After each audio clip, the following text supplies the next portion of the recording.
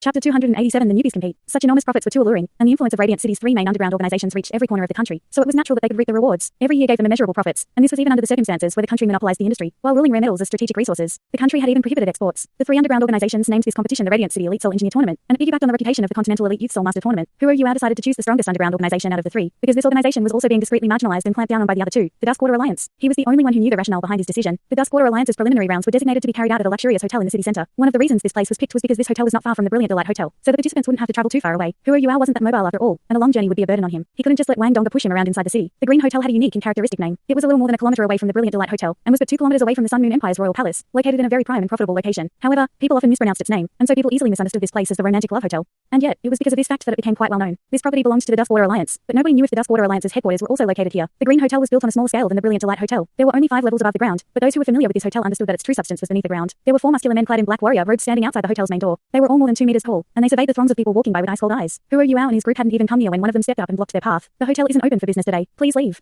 Yu was still sitting in the wheelchair. He smiled and said, "We're here to participate in the Radiant City Elite Soul Engineer Tournament." The man in black was stunned for a moment, but his expression then became a little gentler. Soul engineers were held in high regard within the Sun Moon Empire compared to other empires, and offending a soul engineer wasn't a smart choice even if the other party had a modest rank. "I'm sorry, soul engineer. The preliminary rounds have already begun, and they're about to end soon. You're too late." The man in black spoke with a look of regret on his face, but his expression contained a little more respect than before. Perhaps his change of attitude was also because the mysterious aura from Hikaitu affected his state of mind. Yu also seemed a little rueful. "That's a pity. I originally believed that I could represent the Duskwater Alliance to participate in the final round, and perhaps help you guys claim the championship. How about this? I'll use 100,000 golden soul coins, and I'll wager that I can pass the preliminary rounds today. There isn't much time left anyway, so you guys will win a large sum of money even if I don't. But if I do, it also means that the Duskwater Alliance will have another relatively outstanding soul engineer to participate in the final round. This is a win-win situation for you guys, am I right?" The man in black was slightly taken aback. 100,000 golden soul coins? Are you sure? This underground wagering business wasn't a secret. The underground organizations wouldn't be able to host a competition as large as this without implicit approval from the authorities. Therefore, the man in black didn't dodge the question, but he was still astounded by the sum that Yu had just quoted. Even aristocratic families were rarely able to quote sums like that, and this guy was betting on himself. Was he not afraid that the Duskwater Alliance would play some dirty tricks to win his money? Yu nodded seriously and said, "I believe that the Duskwater Alliance will be just. If you can't make this decision, please bring it to your superiors. Please wait here." The man in black seemed even more respectful than before. He bowed to Yu courteously before he walked briskly back to the Green Hotel's main door and said something to his companions before swiftly entering the hotel. It didn't take long before a middle-aged man dressed in a long and elegant white gown stepped out from the Green Hotel's main door. He immediately saw Yu, and he took a few quick steps forward before he smiled radiantly and said, "I'm sorry, my subordinates are too immature. Please follow me, my honored guests." He made a gesture to invite them into the hotel as he spoke. Yu was a little surprised at how candid this person was. He nodded in acknowledgement before Wang Dongga pushed him into the Green Hotel. The Green Hotel was quite rustic, indeed. Its layout was extremely simple, and there was no way one could tell from its appearance that this place was the #1 location that symbolized the underground organization's influence. Furthermore, this was also one of the Duskwater Alliance's important strongholds. The hotel's layout felt smooth and sleek. There were white porcelain decorations and ornaments everywhere, and even the flooring and the walls were made of white porcelain. White and red were the main colors. Wang Dongga surveyed her surroundings as she pushed Yu's wheelchair. She thought to herself, "Are those red decorations foreshadowing fresh blood? What does all this white porcelain signify? Fresh blood amongst all the pure whiteness?" The middle-aged man stopped walking once they entered the hotel and said, "My valued guests, may I know who the one that's going to participate in the competition is?" Yu said, "My big brother and I will both join the competition."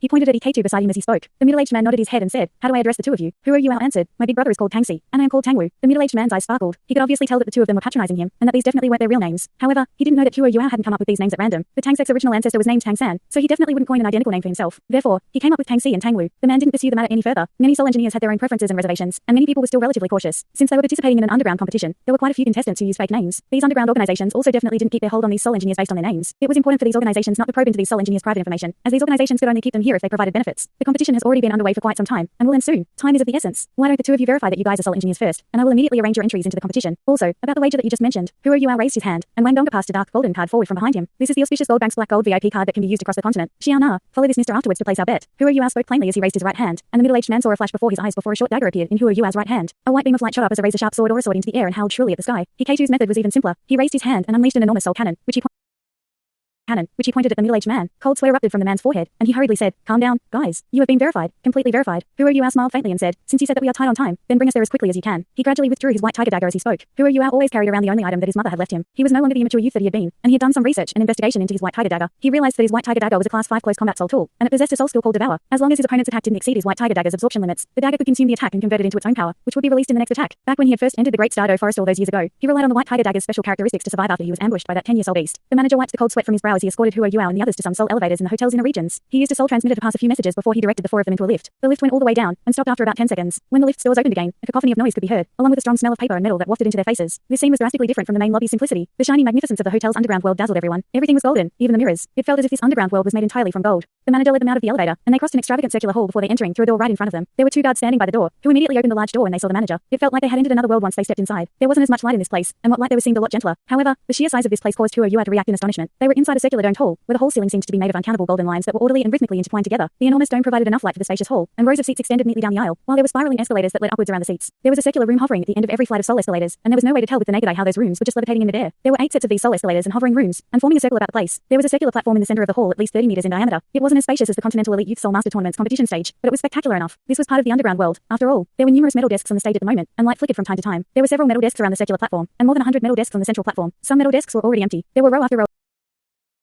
row of sapphire velvet chairs around the competition stage, and they were packed with people. However, they were all extremely quiet, and they were intently watching the people hard at work at the metal desks. A conservative estimate would place the number of people in the audience at more than 2,000, and one could tell from their clothes and their accessories that they were all relatively well-to-do. Who you had discovered from Nana that only the whales who had wagered more than 10,000 golden soul coins could watch the contest in person. The other normal citizens who had also placed bets could only watch from these underground organizations out of betting spots. This was just one of the competition's multiple regions, and there were already several hundred soul engineers below the age of 30 who were participating in the contest. The Black Market's great contest was alluring indeed. Excuse me, how many people from the Duskwater Alliance are participating in the competition? Who asked the manager, who was leading the way. The middle-aged man replied respectfully, we have a total of 264 soul engineers participating in the competition. We will have 266 if we include the 2 of you. Some of these soul engineers have already completed their projects. Today's contest is only the qualifying round, so we only require participants to craft a class 3 soul tool in order to pass the assessment. Of course, you have to finish the project within a certain period of time. Look there, every soul engineer's desk has an hourglass. However, only half of the hourglass is remaining for the last few soul engineers who joined the contest, and that means you only have about an hour left. I wonder if the 2 of you will have enough time. Who smiled, and the corner of his mouth flowed with subtle confidence and pride. That's enough. He was role-playing as another person and not himself, so he began to make adjustments to his demeanor and his emotions from this moment onwards. All right, then. Who asked, what is this place used for normally? An auction. A wary look flashed across the manager's eyes. Have you guys never been to our golden hall? Who curled the corner of his lip apathetically and said, of course not. My family is so rich that.